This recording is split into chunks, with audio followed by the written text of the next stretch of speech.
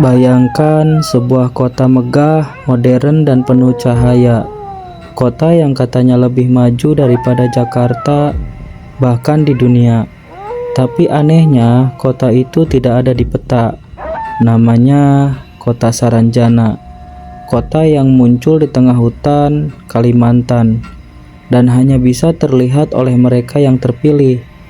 Tapi ingat, sekali kau masuk, tidak ada jaminan kau bisa pulang lagi. Riuh pasar, ayam berkokok, dan suara ombak jauh. Tahun 1998, di sebuah desa pesisir Kalimantan Selatan, warga dikejutkan oleh kejadian aneh. Kantor pemerintah setempat menerima panggilan telepon dari seseorang yang mengaku berasal dari kota Saranjana.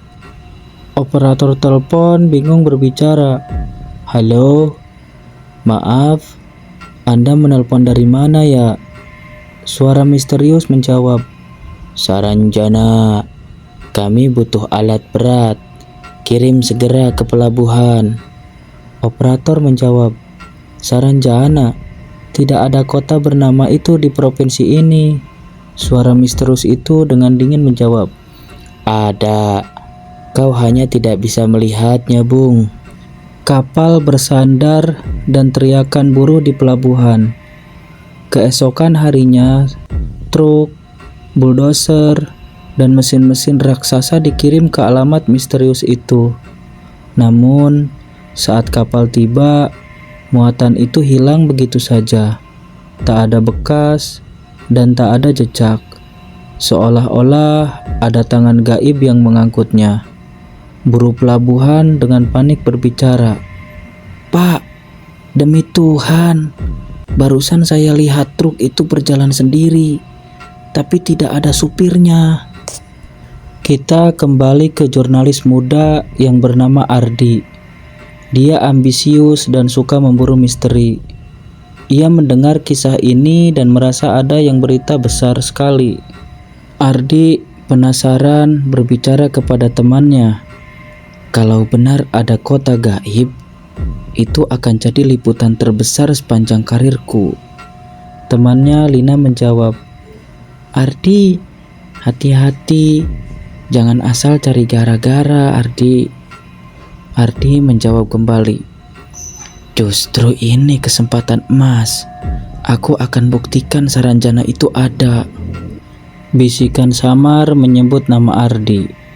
"Ardi, datanglah Ardi." Dan sejak malam itu, Ardi tak pernah bisa tidur dengan tenang, karena setiap malam ia mendengar bisikan-bisikan yang sama. Malam di warung kopi dan suara tongkrongan di desa, Ardi mencari pemandu lokal. Ia bertemu Pak Dharma, lelaki tua yang dikenal misterius.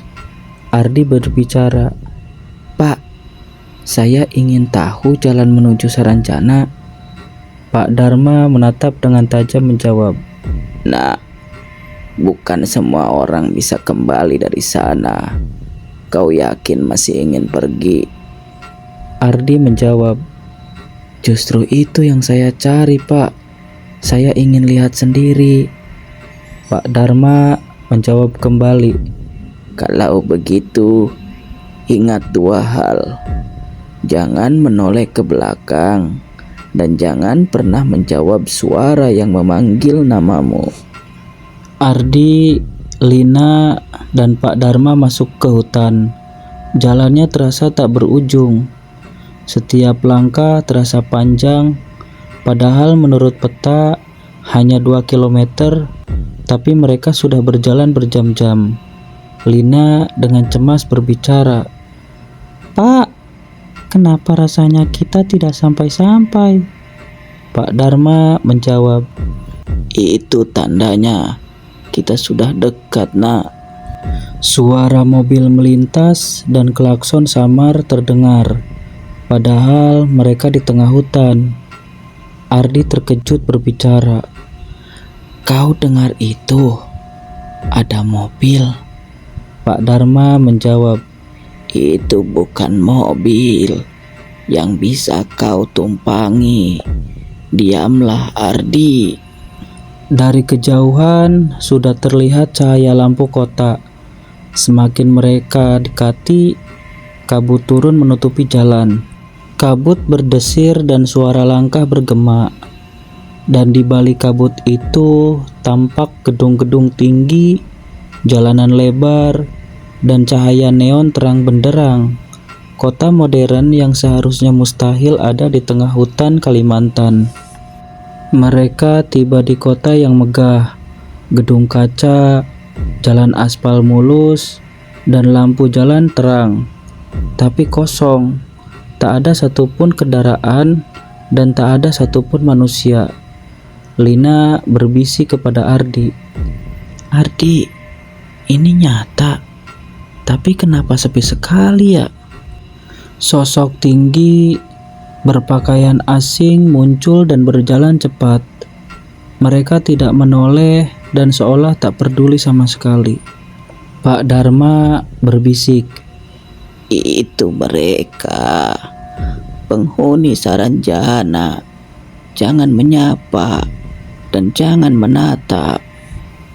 Ardi nekat mengangkat kamera. Ardi dengan panik berbicara. Kameraku panas, Pak. Waduh, rusak nih. Pak Dharma menjawab. Kau sudah diperingatkan. Mereka tidak suka direkam, Ardi. Lina mulai mendengar suara memanggil namanya. Suara lembut namun menyeramkan. Lina, ikut aku. Rumahmu ada di sini, Nak. Lina gemetar menjawab. Ardi, ada yang memanggilku. Pak Dharma dengan keras menjawab. Tutup telingamu, Nak. Itu bukan manusia, tapi setan. Gedung-gedung mulai retak, cahaya padam, dan jalanan berubah jadi tanah basah. Keindahan kota itu berubah jadi mimpi buruk. Gedung-gedung menjadi hitam dan berlumut. Wajah-wajah penghuni Saranjana kini menoleh, dan semuanya menatap mereka. Makhluk-makhluk mulai mendekat. Ardi terobsesi ingin merekam lagi. Lina menangis ketakutan. Pak Dharma berbicara. Kita harus pergi sekarang. Ikuti aku. Ardi keras kepala berbicara. Tidak, aku harus tahu kebenarannya, Pak.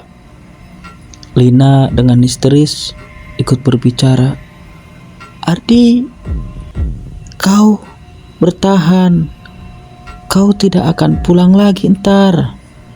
Pak Dharma dan Lina berhasil lari, tapi Ardi tertinggal, terseret kabut yang tebal.